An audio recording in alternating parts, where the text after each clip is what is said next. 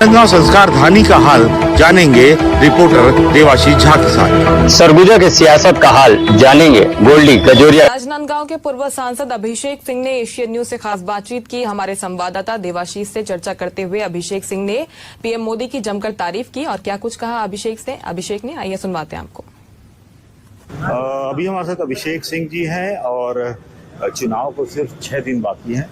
हम बात करते हैं स्थिति क्या, क्योंकि ये पूर्व सांसद रहे हैं, अनुभव है, एक जीत का भी अनुभव है, आज तक ये चुनाव भी नहीं हारे हैं, तो ये चुनाव को आप किस तरीके से ले रहे हैं? देखिए, बहुत मजबूती के साथ भारतीय जनता पार्टी इस चुनाव में उतरी है और एक अच्छा परिणाम जमीनी स्तर पर देखने को मिलेगा। और हम सबका मानना है कि हम पिछली लोकसभा के अंतर को आगे बढ़कर लगभग 2 लाख वोटों से हम शायद नांदगांव में विजय हासिल करने की ओर बढ़ चुके हैं। अब 2014 का चुनाव लड़े थे और इस 2024 का चुनाव, दोनों चुनाव में क्या अंतर है और क्या समानता है? देखिए, 2014 में मोदी जी पहली बार प्रधानमंत्री जी के रूप में लोग उनको लाना चाह रहे थे, बहुत सारी उम्मीदें थीं और 24 में लोगों ने उनके कार्यकाल को देखा है, पिछले 10 सालों में आए इस देश के बदलाव को महसूस किया है। तो निश्चित रूप से आने वाले 5 साल और 2047 का जो विकसित भारत का लक्ष्य है, लोगों को मालूम है कि आदरणीय मोदी जी के नेतृत्व में भारत का भविष्य सुरक्षित है। लोगों ने मन बना लिया है। इनकम्बेंसी आ जाती 10 साल में, तो कुछ इसका आपको घाटा लग रहा है? देखिए, मुझे लगता है कि जिस तरीके से पिछले 10 सालों में केंद्र सरकार ने काम किया है और पिछले 5 सालों के कांग्रेस के कार्यकाल को छत्तीसगढ़ की जनता ने देखा है। छत्तीसगढ़ की जनता बहुत आशान्वित है।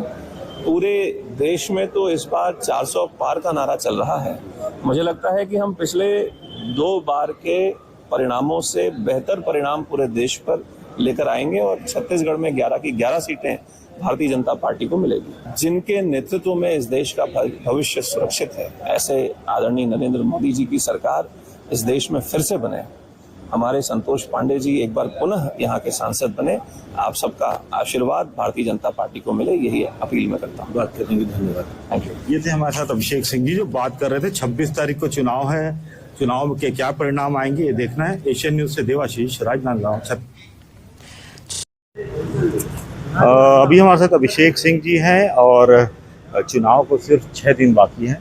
हम बात करते हैं स्थिति क्या, क्योंकि ये पूर्व सांसद रहे हैं, अनुभव है, एक जीत का भी अनुभव है, आज तक ये चुनाव भी नहीं हारे हैं, तो ये चुनाव को आप किस तरीके से ले रहे हैं? देखिए, बहुत मजबूती के साथ भारतीय जनता पार्टी इस चुनाव में उतरी है और एक अच्छा परिणाम जमीनी स्तर पर देखने को मिलेगा। और हम सबका मानना है कि हम पिछली लोकसभा के अंतर को आगे बढ़कर लगभग 2 लाख वोटों से हम शायद नांदगांव में विजय हासिल करने की ओर बढ़ चुके हैं। अब 2014 का चुनाव लड़े थे और इस 2024 का चुनाव, दोनों चुनाव में क्या अंतर है और क्या समानता है? देखिए, 2014 में मोदी जी पहली बार प्रधानमंत्री जी के रूप में लोग उनको लाना चाह रहे थे, बहुत सारी उम्मीदें थीं और 24 में लोगों ने उनके कार्यकाल को देखा है, पिछले 10 सालों में आए इस देश के बदलाव को महसूस किया है।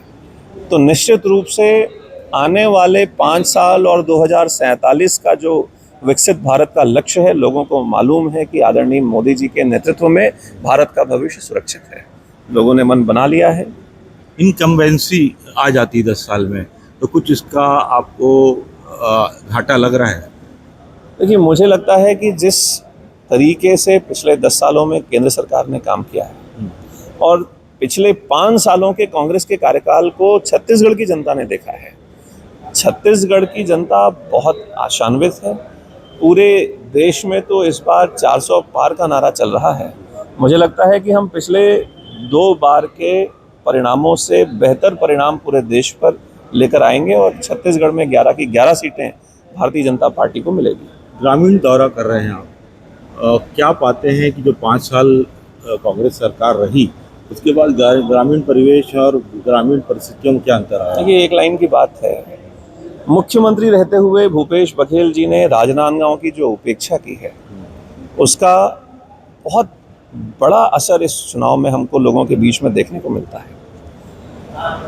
मुख्यमंत्री रहते हुए उन्होंने नांदगांव को जिस तरीके से नज़रअंदाज किया, आप देखिएगा इस लोकसभा चुनाव में उसका एक बहुत बड़ा परिणाम भाजपा के समर्थन के रूप में सामने आएगा। कुछ घाटा हुआ राजनांदगांव को इस 5 साल में भूपेश बघेल के कारण? क्या मानते मैं हैं? इसलिए घाटा तो हुआ कह कि फायदा रहा हुआ? हूं। क्या देखिए- घाटे हुए? क्या सबसे बड़ा लॉस क्या हुआ, आप क्या मानते हैं? देखिए, सबसे बड़ी बात तो है कि नांदगांव की उपेक्षा, राजनांदगांव जिला हो या विधानसभा हो, ना तो सड़कों का निर्माण हुआ, ना तो कुछ बड़ी योजनाएं जिसको लेकर हमारी पिछली सरकार ने पहल की थी उनको वहां का वहीं रोक दिया गया। आप रेलवे की बात कर लीजिए, डोंगरगढ़ से खैरागढ़, कवर्धा, पंडरिया, कटघोरा जाने वाली लाइन, लगभग 5-6 हज़ार करोड़ की परियोजना 5 साल एक कदम आगे नहीं बढ़ पाई। इसके अतिरिक्त नांदगांव का मेडिकल कॉलेज का आज जो बदहाली का शिकार है, उसके पूर्णतः जिम्मेदार भूपेश बघेल की सरकार है। सुरगी की सड़क का 2 साल लोगों ने दंश झेला, उसका निर्माण भी शुरू हुआ तो सरकार में आने के तुरंत बाद भारतीय जनता पार्टी की सरकार ने किया। तो चाहे सड़कों का विकास हो, पंचायतों का विकास हो, चाहे रेल लाइन की बात हो, चाहे मेडिकल कॉलेज और स्वास्थ्य व्यवस्थाओं की बात हो, सभी मुद्दे पर कांग्रेस की 5 साल की सरकार फेल हुई है। नांदगांव में बहुत सारे ऑफिसेज बाहर चले गए। इन सभी उपेक्षाओं का निश्चित रूप से जनता पर प्रभाव है। 26 तारीख को इलेक्शन है, क्या संदेश देना चाहेंगे भाजपा की तरफ से? देखिए, पहला संदेश तो ये है कि अधिक से अधिक संख्या में हम मतदान पर पहुँचें और जिनके नेतृत्व में इस देश का भविष्य सुरक्षित है, ऐसे आदरणीय नरेंद्र मोदी जी की सरकार इस देश में फिर से बने।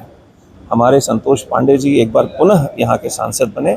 आप सबका आशीर्वाद भारतीय जनता पार्टी को मिले, यही अपील मैं करता हूँ। बात करने की धन्यवाद। Thank you. ये थे हमारे साथ अभिषेक सिंह जी जो बात कर रहे थे। 26 तारीख को चुनाव है, चुनाव के क्या परिणाम आएंगे ये देखना है। एशियन न्यूज़ से देवाशीष, राजनांदगांव, छत्तीसगढ़।